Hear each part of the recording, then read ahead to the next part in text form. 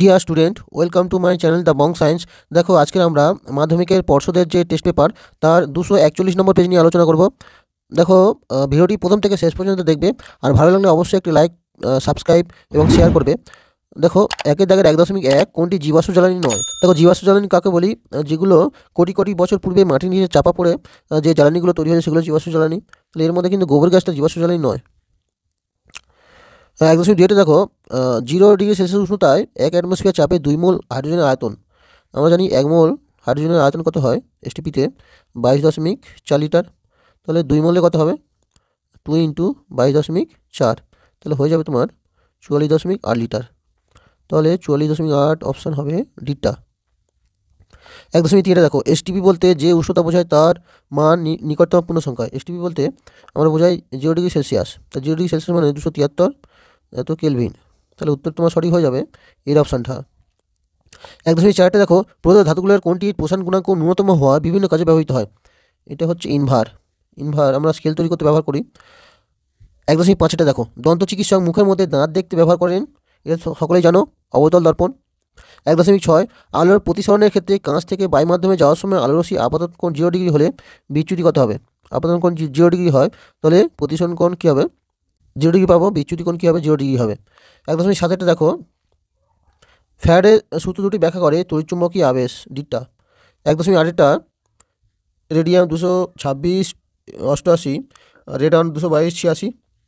এখানে দেখো 226 থেকে হয়ে গেছে 222, আর 88 থেকে 86, মানে ভর সংখ্যা 4 কমেছে আর পরমাণু ক্রমাঙ্ক 2 কমেছে। তাহলে এখানে হচ্ছে আলফা কণা নির্গত হয়েছে। 1.9 দেখো, কোনটি ক্ষার ধাতু নয়? সিজিয়াম, রুবেডিয়াম, পটাশিয়াম এগুলো সব ক্ষার ধাতু।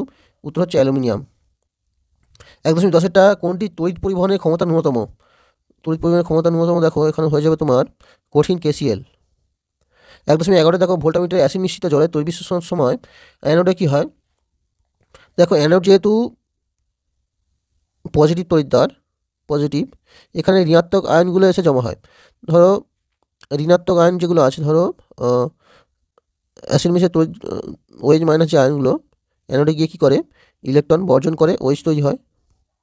ধরো 4টে ওয়েজ, 4টে ইলেকট্রন বর্জন করে 4 ওয়েজ। এখান থেকে কিন্তু 4 এইচ কী করে? অক্সিজেন তৈরি করে। তাহলে এটা কি বিক্রিয়া হলো? এটা হচ্ছে জারণ বিক্রিয়া।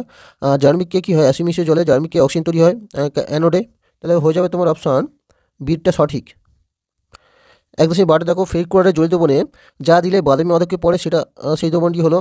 দেখো, ফেরিক ক্লোরাইড FeCl3, একে যদি অ্যামোনিয়া জলীয় দ্রবণ দেওয়া হয়, অ্যামোনিয়াম হাইড্রক্সাইড, তাহলে উৎপন্ন হয় FeOH3 আর NH4Cl। তাহলে এই যে যৌগটা তৈরি হচ্ছে এটা কিন্তু বাদামি বর্ণের হয়। তাহলে সঠিক উত্তর হয়ে যাবে তোমার অ্যামোনিয়া দ্রবণ।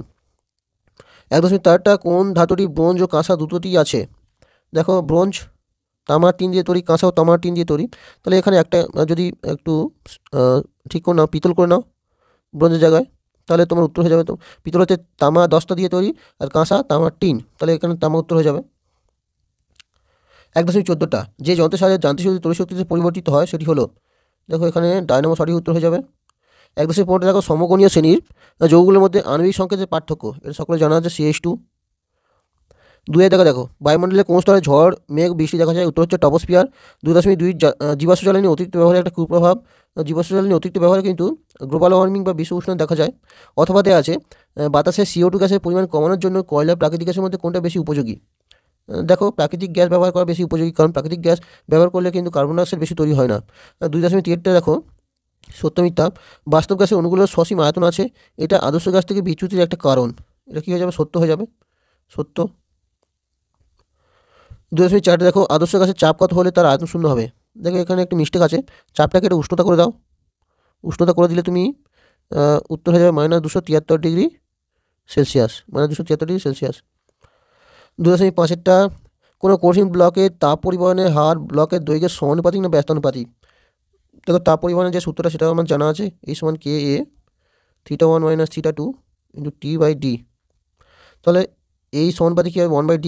তাহলে এটা কী হবে? ব্যস্তানুপাতিক হবে। তাহলে ব্যস্তানুপাতিক সঠিক উত্তর হয়ে যাবে। 2.6 বিক্ষেপণ মাত্রার সঙ্গে আলোর তরঙ্গদৈর্ঘ্যের সম্পর্ক। দেখো, আমরা জানি I সমানুপাতিক 1/λ⁴। অথবা দেখা আছে কাঁচ নির্মিত কোনো লেন্সকে জলে নিমজ্জিত করলে তার ফোকাস দৈর্ঘ্যে কী পরিবর্তন হবে। দেখো কাঁচ নির্মিত যে লেন্স তার প্রতিসংখ্যা জানা আছে 1.5। ধরো একটা সমতল আলো রশ্মি আছে, আলো রশ্মি গুচ্ছ লেন্সে পড়ে কী হবে, প্রধান উপর মিলিত হবে। এটা হচ্ছে ফোকাস ও এফ, এটা ফোকাস ও এফ। এবার যদি লেন্সটা না থাকতো তাহলে এই রশ্মিগুলো কী হতো, এইভাবে সমান্তরালভাবে বেরিয়ে যেত। এবার যদি আমি জলে নিমজ্জিত করি, জলের প্রতিসংখ্যা হচ্ছে 1.33, তাহলে এই যে সমান্তরাল আলো রশ্মি কী হবে, এই আগে যেভাবে যেত আর কাঁচ থাকলে যেভাবে যায় তার থেকে কিন্তু দূর থেকে যাবে। তাহলে দেখতে পাচ্ছ তুমি ফোকাস দৈর্ঘ্য কী হবে, এখানে ফোকাস দৈর্ঘ্য বৃদ্ধি পাবে। 2.7 দেখো গলি দর্পণে আলো রশ্মি প্রতিফলনের সূত্র মেনে চলে না। অবশ্যই গলি দর্পণে আলো রশ্মি প্রতিফলনের সূত্র মেনে চলে, তাহলে এটা হবে মিথ্যা, এটা হবে মিথ্যা। 2.8 দেখো তড়িতাধানের সিজিএস ও এসআই এককের মধ্যে সম্পর্ক লেখো। তড়িতাধানের সিজিএস এসআই এককের মধ্যে সম্পর্ক কী হলো, 1 কুলম সমান 3 × 10⁹ ESU, মনে রাখবে। 2.9 দেখো একটা বৈদ্যুতিক মোটরে আর্মেচার তড়িৎ প্রবাহের অভিমুখ একবার পরিবর্তিত হয় আর্মেচার কয়টি আবর্তন করবে। দেখো তড়িৎ প্রবাহের অভিমুখ যদি একবার পরিবর্তিত হয়, একবার এরকম যদি পরিবর্তিত হয়, আর্মেচারে যে তারগুলো থাকে সেটা কিন্তু অর্ধেক ঘুরবে, সেটা কিন্তু অর্ধেক ঘুরবে। যদি এরকম সম্পূর্ণ হতো, মানে দুবার পরিবর্তন হতো তাহলে একবার সম্পূর্ণ হতো, এখানে দেওয়া আছে একবার, তাহলে অর্ধেক হবে। অথবা দেওয়া আছে বাড়ির ইলেকট্রিক্যাল ওয়ারিং কোন সমবায়ে রাখা হয়, উত্তর হচ্ছে সমান্তরাল, সমান্তরাল সমবায়। 2.10 তেজস্ক্রিয় ধাতব খনিতে কোন গ্যাস পাওয়া যায়, উত্তর হলো হিলিয়াম গ্যাস, হিলিয়াম গ্যাস। 2.11 জলের চেয়ে হালকা একটা খাদ্যধাতু, জলের চেয়ে হালকা খাদ্যধাতু হচ্ছে লিথিয়াম। সোডিয়াম কিন্তু হবে না, সোডিয়াম বেশি হয়ে যাবে। 2.12 দেখো শূন্যস্থান পূরণ করা প্রথম পর্যায়কে ড্যাশ পর্যায় বলে অতি হর্ষ, প্রথম পর্যায়কে বলা হয় অতি হর্ষ পর্যায়, অতি হর্ষ পর্যায় বলা হয়। অথবা দেখা আছে মেন্ডেলিভের পর্যায় সারণীতে কটি পর্যায়ে কটি শ্রেণী আছে, উত্তর হচ্ছে 7টা পর্যায়ে 8টা শ্রেণী। 2.13 দেখো দুটো পরমাণু ইলেকট্রন গ্রহণ বর্জনের মাধ্যমে যে বন্ধন সৃষ্টি হয় তা কী বলা হয়, তাকে বলা হয় আয়নীয় বন্ধন। 2.14 প্ল্যাটিনাম তড়িৎদ্বারের সাহায্যে অম্লায়িত জলের তড়িৎ বিশ্লেষণে অ্যানোডে সংঘটিত বিক্রিয়া। দেখো অ্যানোডে কী হয়, 4OH- 4টে ইলেকট্রন বর্জন করে কী হয় 4OH। এবার 4 যে OH সেটা থেকে তৈরি হয় 2H2O + O2, অক্সিজেন তৈরি হয়। সত্য মিথ্যা মৃদুতর বিশেষে জলীয় দ্রবণে পুনঃবিয়োজন ঘটে না, এটা সত্য।